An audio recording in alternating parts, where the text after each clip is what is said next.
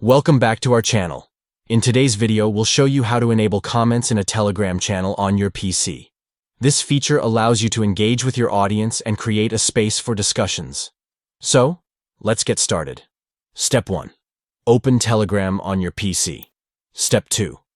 Go to the channel where you want to enable comments. Step 3. Once you're in the channel, click on the channel name at the top. This will open the channel settings. Step 4. Look for the 3 dots at the top of the screen. Click on them to access the additional options for the channel. Step 5.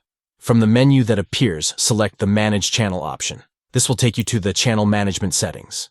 Step 6. In the channel management settings, click on the option for discussion. This will allow you to enable comments for the channel. Step 7. Now you have 2 options. You can either choose an existing group for the discussion or create a new group specifically for the channel comments. Make your selection based on your preferences. Step 8. If you choose to link an existing group, click on the Link Group option.